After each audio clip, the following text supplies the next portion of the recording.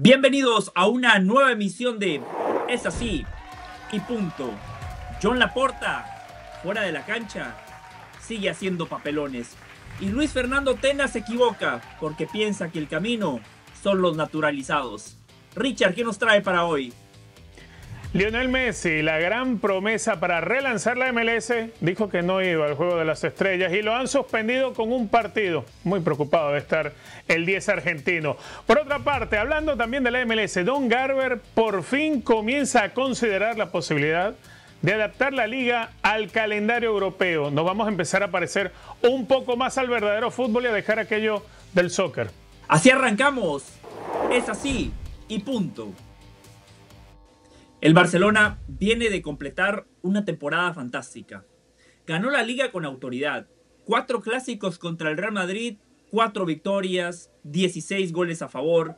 Ganó la Copa del Rey. Después de muchísimo tiempo, el Barcelona en la Champions volvió a competir. El aficionado culé volvió a sentir que su equipo podía ganar la orejona. Al final no le alcanzó, pero es parte del fútbol. Lo importante es competir y el Barcelona lo hizo de manera notable. En esa temporada, Robert Lewandowski volvió a ser ese goleador letal. Rafinha desplegó el mejor fútbol de su carrera como profesional. Y Lamine Yamal se convirtió en el mejor jugador del mundo. Después veremos si le dan el Balón de Oro. Seguramente no. Seguramente se lo van a dar a Dembélé. Pero el rendimiento individual de Lamine Yamal hace pensar que el Barcelona tiene presente y futuro. Con este entrenador, con Hansi Flick, con esta plantilla de jugadores, el Barcelona puede soñar con más títulos. Veremos para qué le alcanza. Dentro del rectángulo de juego, el Barça tiene bases sólidas para soñar. Un entrenador que sabe potenciar a sus futbolistas. Un equipo que colectivamente sabe a lo que juega. Y jugadores que desde lo individual siguen marcando la diferencia. Pero estamos en pretemporada y ya arrancaron mal las cosas para John Laporta. Primero, no les alcanzó para hacer la gira por Estados Unidos, porque el Mundial de Clubes se jugó sin el Fútbol Club Barcelona. Este domingo, el Barcelona tiene agendado un partido amistoso en Japón. Hace unas horas el Barcelona tenía que despegar al Medio Oriente. Sin embargo, ayer el Barça mandó un comunicado diciendo que el partido se caía, que el promotor del cotejo se había equivocado, que no ofrecía garantías, por lo cual el partido estaba cancelado. Esta mañana dicen que hay posibilidades de que el partido se juegue. El Barcelona está dejando una imagen de un equipo bananero, de un equipo tercermundista. Esto le puede pasar a equipos que no son profesionales, a equipos que no tienen esa maquinaria del Barcelona, equipos que no son multinacionales como el Barça. Los errores son parte del fútbol, pero en la élite esto no puede pasar. ¿Qué papelón que está haciendo el Barcelona? ¿Se juega o no se juega el partido? Mandan un comunicado diciendo se acabó, no hay garantías. Pero esta mañana, no, puede ser que el partido se juegue.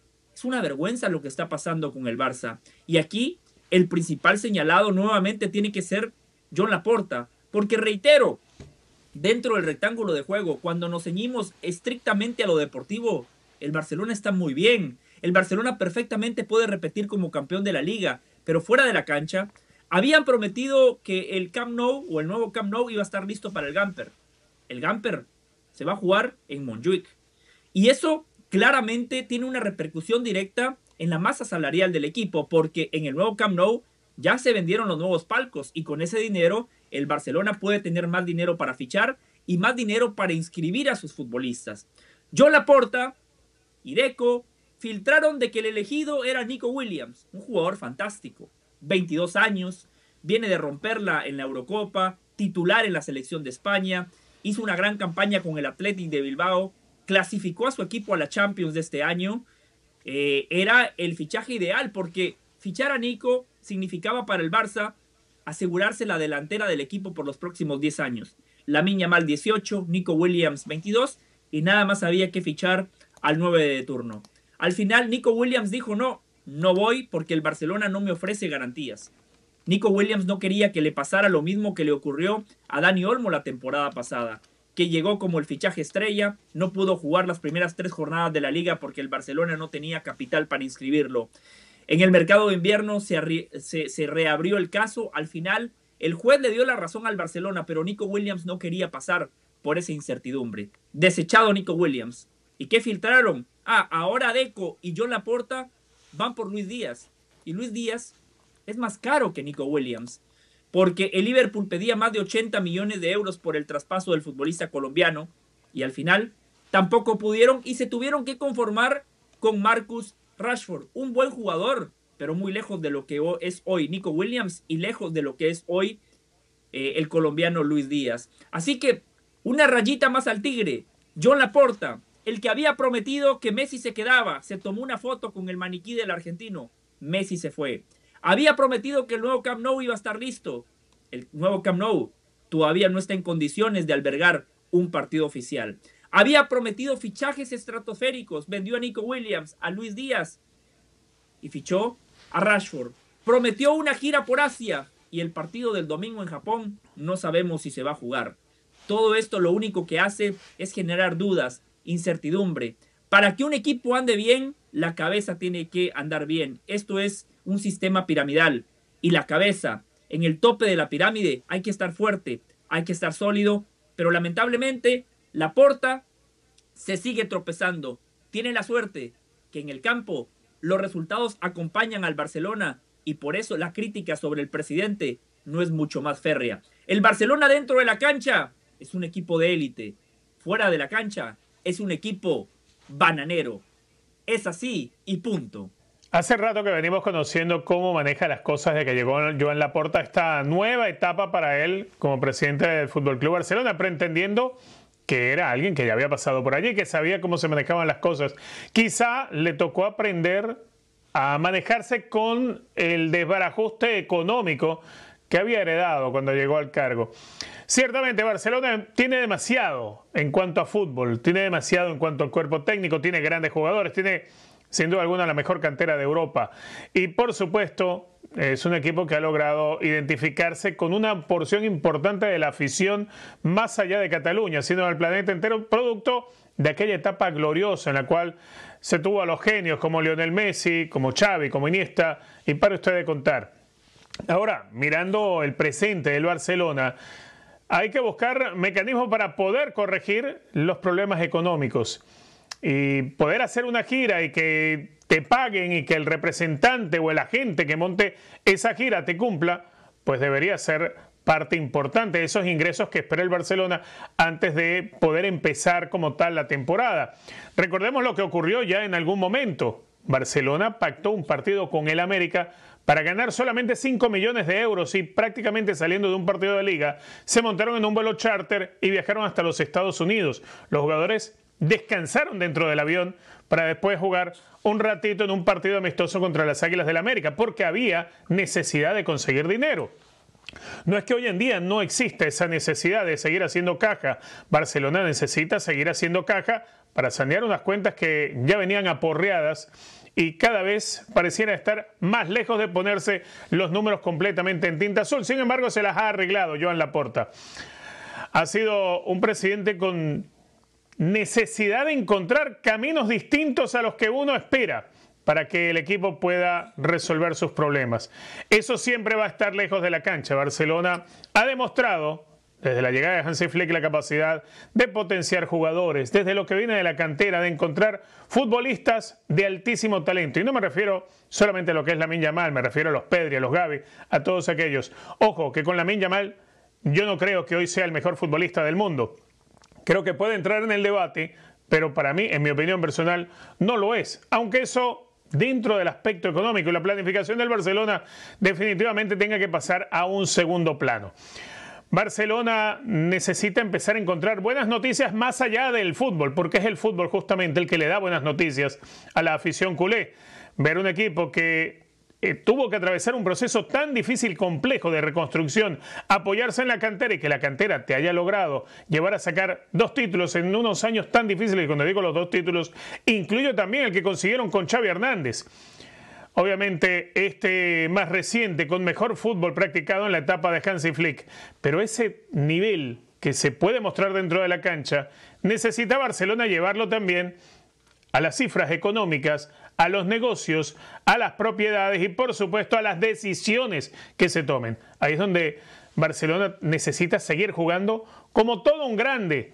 No solamente quedarse con lo que se hace en el fútbol y seguir de la otra forma en los malabares de resolver tanta dificultad económica. Fíjese usted, José, hace nada se ha fichado a Marcus Rashford y volvemos a caer en el loop de la temporada pasada. No se sabe si se va a poder inscribir todavía a Marcus Rashford. Supongo que eventualmente lo harán y que algún camino va a encontrar Barcelona como siempre lo ha encontrado. Pero te habla a todas luces de la diferencia que hay del fútbol en la cancha y de lo que se decide afuera de ella. Totalmente. Richard, usted emitía un punto, me parece muy valioso, que quiero potenciarlo un poquito más. Más allá de la pobre imagen que irradia el Barcelona, porque un equipo profesional, un equipo de la talla del Barcelona no puede suspender un partido amistoso días antes y encima, después de suspenderlo, no pueden filtrar de que quizás sí, de que puede ser que lo jueguen. Entonces, ¿por qué se apresuraron a mandar el comunicado ayer? Pero usted decía algo clave. ¿Un amistoso para qué es? ¿Para qué está jugando el Barcelona en Japón, en Asia? Para recaudar plata, para recaudar dinero. Y un equipo que no tiene capital, un equipo que todavía no sabemos si va a inscribir a Rashford, un equipo que todavía no sabemos cómo va a terminar de confeccionar la plantilla, si lo que necesita es dinero y que se le caigan esos partidos de recaudación, es todavía más penoso, es todavía más grave el hecho y el episodio que se está viviendo en Barcelona. Veremos cómo termina esta novela. Reitero, Laporta tiene mucha suerte que dentro de la cancha acertó fichando a Hansi Flick. Laporta tiene mucha suerte que la cantera del Barcelona sigue siendo tierra fértil, porque ahí están los Gavi, los Cubarsí, los Lamine Yamal. Tiene suerte de que Rafinha se ha convertido en un jugador de élite. Tiene suerte que Lewandowski, a pesar de su edad, sigue siendo un delantero certero. Pero cuando los resultados no acompañen al Barcelona, esa crítica sobre Laporta vendrá de todos los frentes. Hoy lo único que salva a Laporta es un Barcelona protagonista en la cancha, campeón de Liga, campeón de Copa, arrancará esta temporada nuevamente con posibilidades reales de repetir como campeón en los torneos domésticos y, ¿por qué no?, llegar lejos nuevamente en la Champions. Pero Laporta fuera de la cancha, la verdad que se sigue equivocando. Es así y punto. Teníamos varios días, ¿sí?, expuestos a ese bombardeo mediático. Semanas y semanas. El juego de las estrellas, la Liga MLS frente a la Liga MX. Y el rostro reconocible en casi toda la publicidad era sin duda alguna la de Lionel Messi. Y cómo no, si el juego se iba a ejecutar en Estados Unidos, donde en efecto se jugó en Austin, y la figura más atractiva de la MLS es precisamente la del 10 de las Garzas, el 10 del Inter Miami, Lionel Andrés Messi. Pero al final, un día antes de la disputa del partido en Q2 Stadium, llegó un comunicado de parte del Inter Miami. Lionel Messi, al igual que Jordi Alba, declinaban jugar el partido. Al final, a poco les importaba si Jordi Alba iba o no iba, con todo el respeto y el nivel que pueda tener el lateral español. La gente quería ver a Messi. Es en orden de la palabra, del fútbol, de lo que pueda predicar en la cancha Lionel Messi, que el fanático estadounidense que nunca miraba la MLS, hoy en día la mira. O fuera de Estados Unidos, el que antes no miraba la MLS, hoy mira al Inter Miami. O mejor dicho, miran a Lionel Messi, siguen a Lionel Messi. La MLS necesita precisamente de ese empuje de Lionel Messi en el juego de las estrellas. Es un buen encuentro si lo queremos ver desde el punto de vista de espectacularidad, porque está lo mejor de un torneo como el estadounidense y del torneo de la Liga Mexicana, algo que es bueno para hacer dinero. Al final, Lionel Messi no se presenta, la MLS le castigará, como ya en su momento le ocurrió a Zlatan Ibrahimovic, cuando Zlatan decidió no asistir aquella vez al partido de las estrellas. La multa económica quizás sea lo de menos para Lionel Messi, y el partido de suspensión, bueno, tal vez tampoco sea algo que le cause mucha preocupación a Lionel Messi. Simplemente no tenía necesidad o no quería ir o simplemente quería descansar. Y vaya que se lo merece también descansar Lionel Messi. Ahora, ¿cuánto afecta esto a la liga? Bueno, muy simple. Si comparamos el juego de las estrellas que se llevó a cabo hace tan solo unas horas en el Q2 Stadium en Austin, y lo comparamos con ediciones anteriores, ediciones a las que asistieron grandes jugadores como David Beckham o Carlos Vela o Wayne Rooney, que no fallaron, incluso hasta figuras menos reconocibles como Joseph Martínez, pero a pesar de que en su primer año dejaron muy buenos números en la liga. Al final de cuentas, la MLS, después del Juego de Estrellas, aparecía reflejada en la prensa, en los medios de comunicación, en alguna conversación. Obviamente se podía hablar del partido, porque la gente estaba pendiente del partido y no pendiente de un jugador. Hoy es muy triste ver que un día después de lo que fue el partido de las estrellas de la MLS contra las estrellas de la Liga MX, donde ganaron las estrellas MLSeras, al final no se habla ni siquiera del partido. Es como que si lo hubiésemos borrado del calendario. Sin que nos lo hayan suspendido oficialmente, pareciera ser que la ausencia de Lionel Messi lo suspendió de la parrilla de los medios, de la atención de los periodistas, de los comentarios del fanático. Es que es obvio, el peso que tiene Lionel Messi en cualquier escenario que se monte es importante. La MLS ha caído en cuanto a tener un partido de las estrellas que medianamente atraía al público MLSero, aunque sea para comentarlo, aunque sea para ver los highlights, o tal vez verlo reflejado en alguna red social, a no prestarle ninguna atención. Esa misma atención que le ha prestado Lionel Messi. Cero atención para jugar el partido en Austin, porque necesita descanso el argentino, porque es natural, porque es obvio, y porque, bueno, es un jugador que hoy en día, podemos decir, se da el lujo de rechazar lo que no quiere jugar. Y es obvio que no quería jugar el partido de las estrellas ni hacer el viaje, que es mejor quedarse descansando y pensar en lo que necesita el Inter Miami de él, aun cuando hoy están en zona de clasificación. Pero este partido lo jugaron, repito, futbolistas que también llegaron con la chapa de estrella de la liga, como Vela, como Rooney, como David Beckham, que en su momento sirvieron para relanzar la imagen de la MLS más allá de las fronteras estadounidenses. Cierto, con la llegada de Lionel Messi, la MLS se ha relanzado fuera de los Estados Unidos y son muchos los que hoy siguen al argentino y por ende eso termina de dejar una estela con Inter Miami y con la propia MLS. Porque lo que arrastra la figura de Messi fuera de los Estados Unidos es muy importante.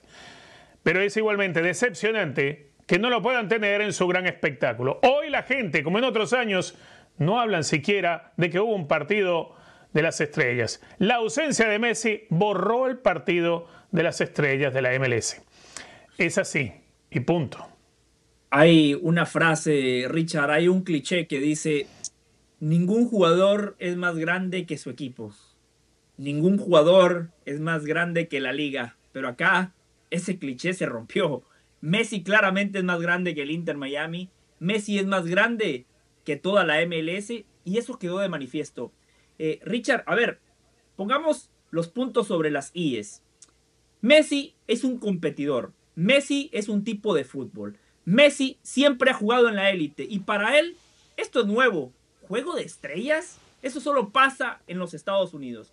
Y eso es por una tradición muy yankee, muy anglosajona, que lo hace la NFL, lo hace la NBA, lo hace el béisbol y también lo hace el fútbol. Esto es una fiesta, esto no es un partido por los puntos, es un partido de marketing, es un partido para quedar bien con las marcas y con los patrocinadores. Es parte de la tradición de Estados Unidos, pero no es parte de la tradición del fútbol. Entonces, yo entiendo que Mascherano, que Messi, que el Inter Miami digan, el compromiso de Messi ahí está. Juega casi siempre con el Inter Miami y me consta, Richard, el sábado pasado fui a Nueva York a ver al Inter Miami contra los Red Bulls y Messi jugó todo el partido y Messi la rompió, marcó 2 goles, le dio un pase fenomenal a Jordi Alba. Entonces, hoy la gente no puede decir que Messi tiene poco compromiso con la liga. Al contrario, Messi jugó la MLS, jugó la CONCACAF Champions Cup, jugó partidos con la Selección Nacional de Argentina, llegó al Mundial de Clubes y el tipo siempre estuvo. Después del Mundial de Clubes, yo pensé que iba a descansar. Yo pensé que Messi se iba a tomar algunos partidos de descanso. Todo lo contrario. Siguió jugando, siguió marcando la diferencia. Entonces, finalmente tienen una semana completa para recuperarse, para descansar, para entrenar, para afinar conceptos tácticos y en el medio está el partido de estrellas. Así que yo honestamente entiendo perfectamente la decisión de Messi. Esta no fue una decisión del Inter Miami, no fue una decisión de Mascherano. Claramente aquí la decisión la tomó Messi. Y cuando Messi dice algo en esta liga, nadie le puede llevar la contraria. Los que sí han hecho el ridículo, los que han hecho un papelón, son los directivos de la MLS. Usted no puede vender un juego de estrellas cuando la máxima estrella no va, cuando la máxima estrella pelucea el evento, cuando la máxima estrella ve con desdén este partido amistoso, esta fiesta, este partido para patrocinadores y para fans. Aquí los que quedan muy mal son los directivos de la MLS, porque claramente el mundo se ha dado cuenta que Messi está por encima de la liga. Yo no sé, Richard, si hay otra industria en el mundo donde el empleado tenga más poder que el empleador, porque eso es lo que pasó aquí. Esta fue una lucha de poderes y al final se mantuvo la decisión del que tiene más poder. Leo Messi dijo no voy, el club dijo perfecto, te apoyamos, la MLS tuvo que ceder, se jugó un partido de estrellas que pierde total propósito. No le podemos llamar partido de estrellas, Richard, cuando no está un tal Leo Messi en la cancha. Al final, con la llegada de Lionel Messi, la MLS pasó de ser la Major League Soccer a convertirse en la Messi League Soccer. Y aquí se brilla y se hace lo que hace Lionel Messi. Es la liga de Lionel Messi, es un cambio radical en lo que venía siendo el modelo de negocio. Y al final de cuentas veremos qué va a pasar más allá de Lionel Messi. ¿Por qué Messi no va a ser eterno? La MLS creo que va a tener que sostenerse y aprender a sostenerse una vez que Lionel Messi no continúe en el campeonato. Es así y punto. La selección nacional de Guatemala ha recuperado sensaciones. La selección chapina ha vuelto a competir de buen nivel. 2 Copas Oro, 2 copas donde de manera consecutiva se avanzó a la siguiente ronda. Y en la que acaba de terminar hace unas semanas, Guatemala llegó a la ronda semifinal, eliminando a Canadá en la ronda de cuartos, a una de las grandes potencias de Norteamérica, y vendiendo cara a la derrota contra Estados Unidos. Hoy, cuando los resultados son buenos, hoy, cuando la afición está contenta, hoy, cuando hay luz al final del túnel, Richard, hoy, cuando la gente tiene la esperanza de que se clasifique a la Copa del Mundo, yo quiero hablar de una verdad que no se está comentando en Guatemala. Yo sería mucho más optimista, Richard, si Guatemala llega a una semifinal de Copa Oro, si Guatemala compite de mejor manera en la zona, porque los clubes están formando mejores futbolistas, porque la Liga Nacional de Guatemala le da más oportunidad a los jóvenes, porque le dan las herramientas a los chicos de la cantera, de fuerzas básicas, para que se consoliden y para que tengan un proceso correcto a nivel nacional y a nivel internacional. Si ese fuera el caso, yo diría, perfecto, el futuro del fútbol guatemalteco es prometedor. Pero no es así, no es así. Hagamos un repaso de los mejores futbolistas de Guatemala en la pasada Copa Oro. Para mí el mejor de todos, Aaron Hernández. Lateral, nació en Estados Unidos, fue formado en Estados Unidos, jugó para la selección de los Estados Unidos y cuando ya no le alcanzó para jugar en el país norteamericano, Guatemala le abrió las puertas y la verdad que ha hecho clic con la afición, con sus compañeros, con el cuerpo técnico. No voy a poner en tela de juicio el compromiso que tiene Aaron con Guatemala, pero claramente Guatemala fue su segunda opción. Rubio Rubín, Guatemala encontró a su goleador en Copa Oro, nacido en Estados Unidos, formado en las academias estadounidenses, jugó también para la selección nacional de los Estados Unidos. Arquímedes Ordóñez, una de las nuevas joyas del fútbol guatemalteco, mismo patrón, nacido acá, en Estados Unidos, formado aquí. Es más, jugó en la selección de Guatemala, pero después dijo, ya no voy más, porque estaba esperando un llamado de la selección nacional de los Estados Unidos. Un llamado que nunca llegó, y por eso, antes de la Copa Oro, en la jornada eliminatoria, levantó el teléfono y le dijo a Luis Fernando Tena, estoy listo, quiero regresar.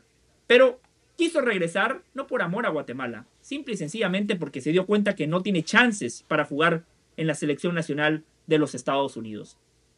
Olger Escobar, un jugador muy bueno, tiene nada más 18 años. En Copa Oro la rompió. Cada vez que le dieron la oportunidad, marcó la diferencia.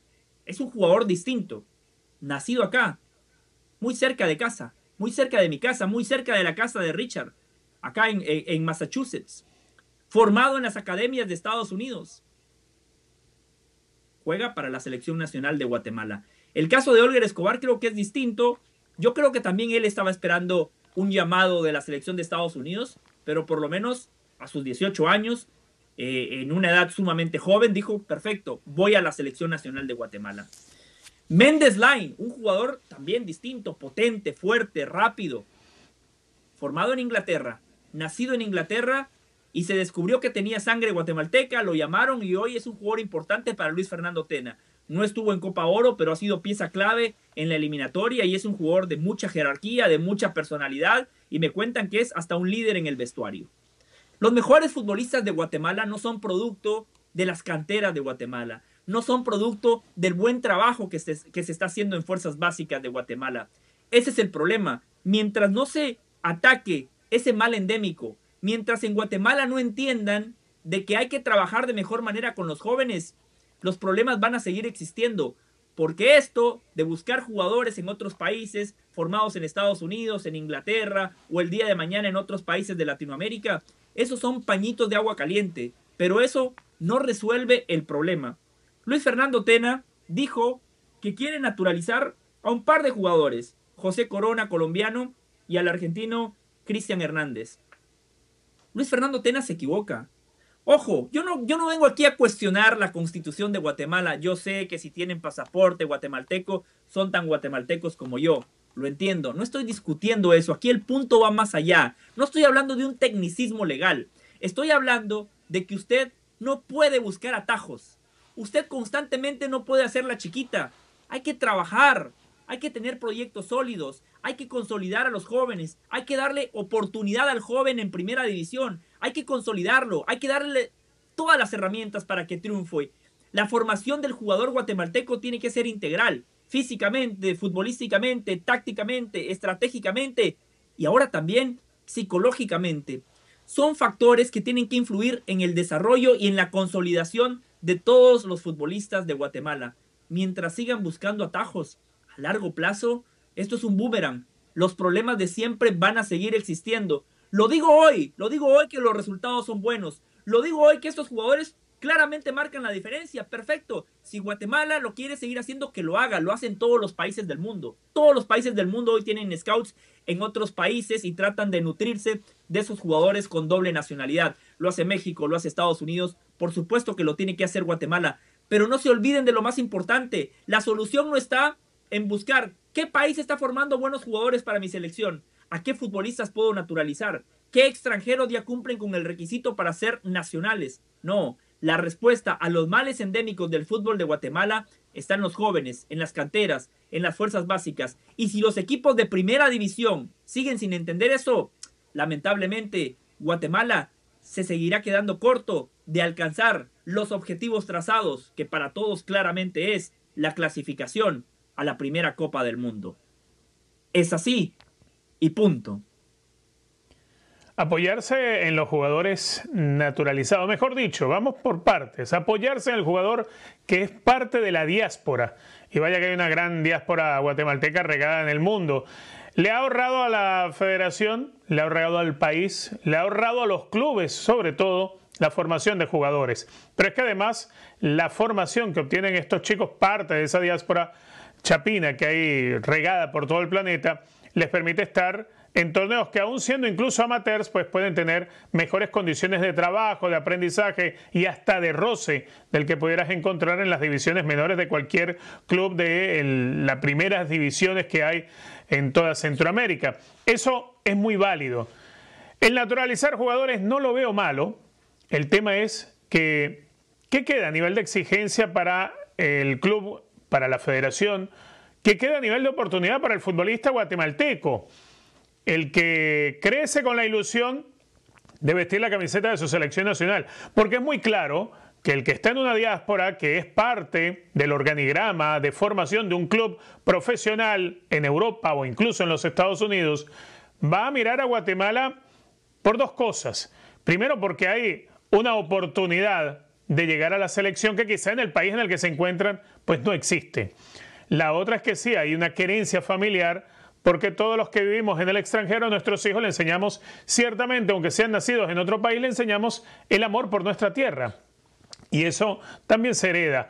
Pero al final crecen siendo más del país en el que han vivido que del país que le hemos tratado de enseñar amor, como son parte de esa diáspora.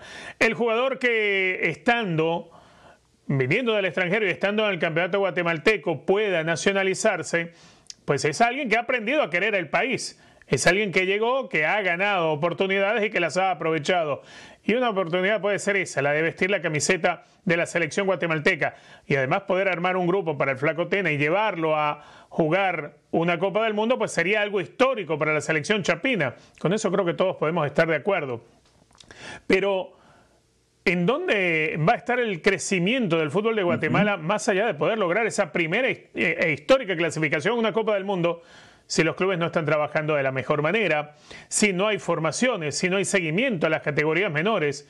Es algo así como que tratar de tomar una vía rápida. Sí, de eso se trata. Un atajo para poder llegar más fácil, minimizar algunos problemas, porque vaya que hay problemas estructurales a nivel de los clubes como para poder tener la mejor formación de jugadores con experiencia, con roce, para poder llevar adelante una selección. Y eso no puede competir con el futbolista parte de la diáspora que ha sido formado afuera o con el extranjero que llega a jugar al torneo de la Liga Nacional. Hay una diferencia enorme. A los clubes le viene bien, les da lo mismo si la selección se arma con jugadores nacidos en otros países y así se logra la clasificación. Total, el objetivo es que el fútbol guatemalteco diga presente en una Copa del Mundo. El tema después de lograrlo es que hay que mantenerlo.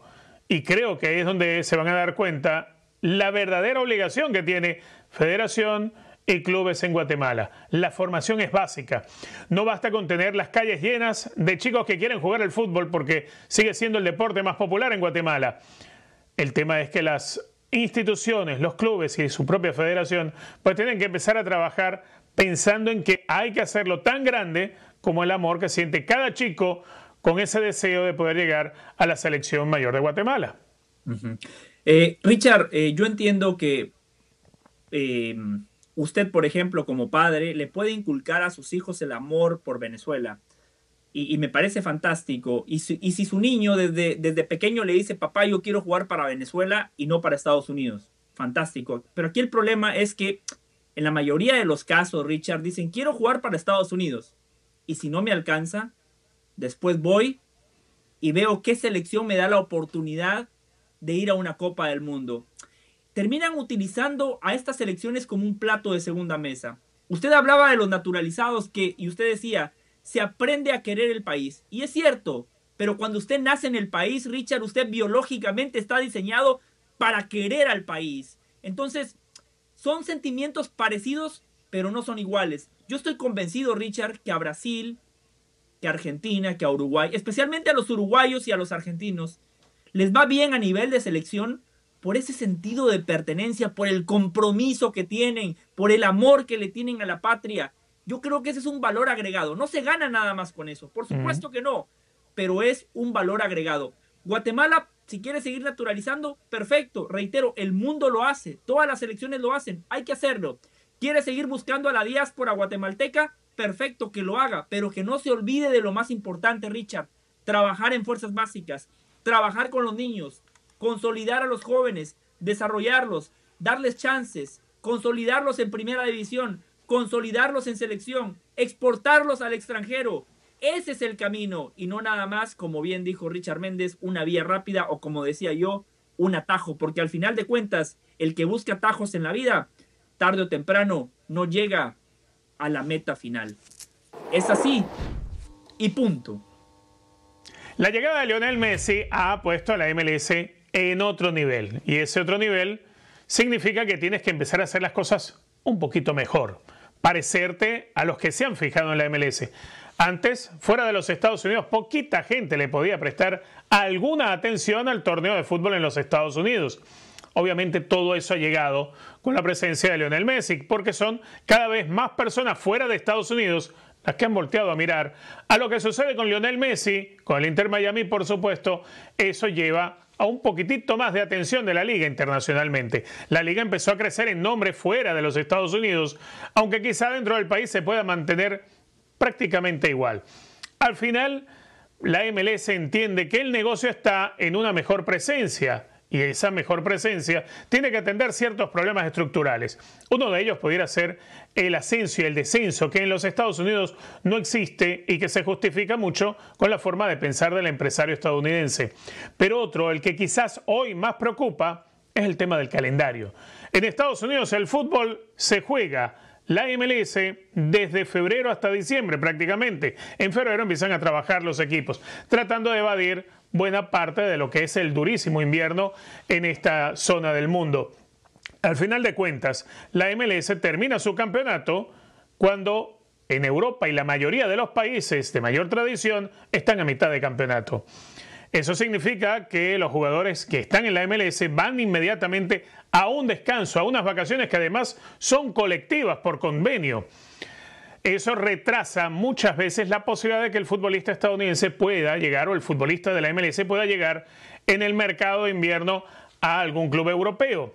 Y es precisamente en el mercado de verano cuando se dan las transacciones más importantes, cuando los equipos europeos se empiezan a construir y donde las exigencias del mercado chocan directamente con lo que ocurre en la MLS, porque los jugadores están centrados en sus equipos, están trabajando fuerte y no están en la misma onda que quizá sea la reconstrucción de una plantilla en Europa. Es decir, la MLS está 6 meses antes o 6 meses después, nunca al mismo tiempo de las ventanas importantes de Europa, nunca al mismo tiempo de lo que se juega en Europa. Es entendible que en Estados Unidos, aparte de tener un invierno que es muy duro, hay que tratar de no pisar un campeonato por encima de otro, porque cuando no hace frío se puede jugar tranquilamente al béisbol, al fútbol americano y al fútbol soccer, como lo llaman acá en Estados Unidos. Eso se entiende que los calendarios tienen que ir un poco más ajustados, pero si usted quiere hacer crecer la liga, tiene que parecerse a los grandes. Y una de las formas de parecerse a los grandes es salir a trabajar en los mismos horarios. Es tener un calendario que vaya similar al que está en Europa. Es lo que ha entendido hoy en día la MLS. John Garber está junto a los equipos que son socios en la liga estudiando la posibilidad de parecerse al calendario europeo, de llevarlo hasta allí, entendiendo que la MLS es un torneo con estadios chicos, donde ya hay un público que termina de llenarlos en Estados Unidos, pero que lo importante está en acercarse al modelo de fútbol europeo. Eso, por supuesto, con la presencia de grandes jugadores que han llegado en los últimos tiempos, facilita que Estados Unidos empiece a ser un mercado atractivo para algunos equipos.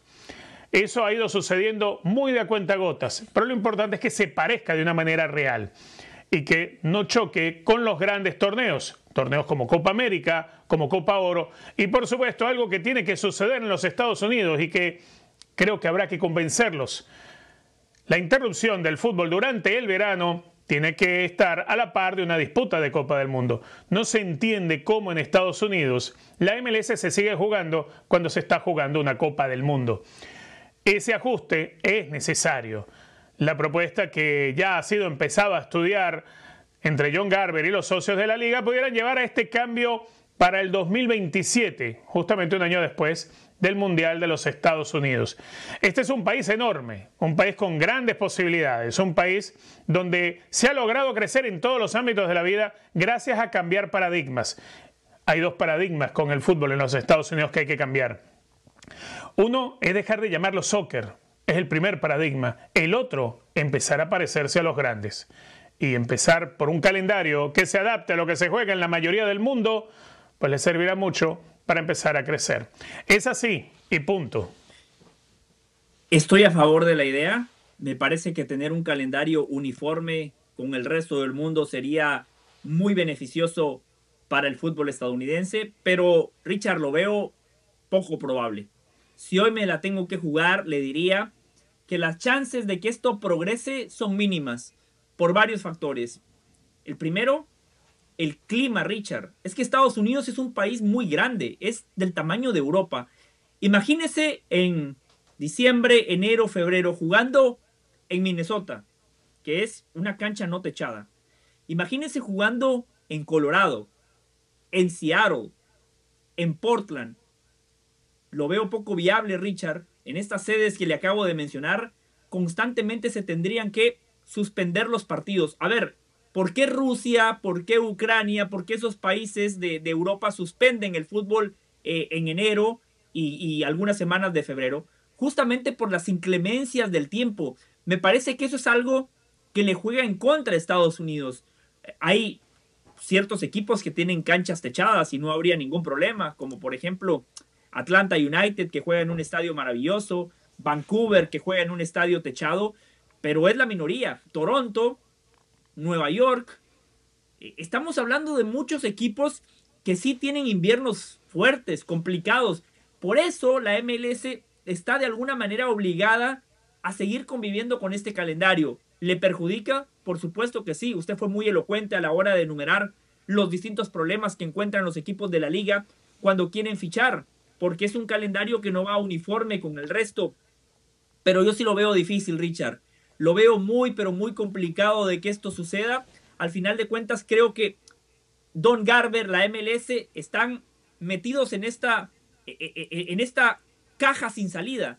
Porque yo creo que ellos están de acuerdo con usted y conmigo, que lo mejor para la liga sería cambiar el calendario. Pero después, a la hora de implementarlo, es inviable, Richard. Así lo veo yo. Le has añadido algo muy importante porque precisamente eso llevaría a una enorme inversión, que cada equipo va a tener que tener estadios con comodidades para el invierno, y parte de esas comodidades pudiera ser hacerlos bajo techo. A los que ya lo tienen, pues hacérselo de alguna manera retráctil. Eso llevaría una inversión multimillonaria. En otros casos, una propuesta que hace algunos años surgió era que durante el invierno se pudiera seguir jugando, pero en otra región del país. Es decir, que los equipos más al norte, los que sufren más del invierno, pudieran jugar más hacia el centro del país o más hacia el sur. Esa pudiera haber sido una solución, pero también requiere una importante inversión de dinero. Y si usted quiere que las cosas mejoren, pues habrá que pagar. Es así y punto.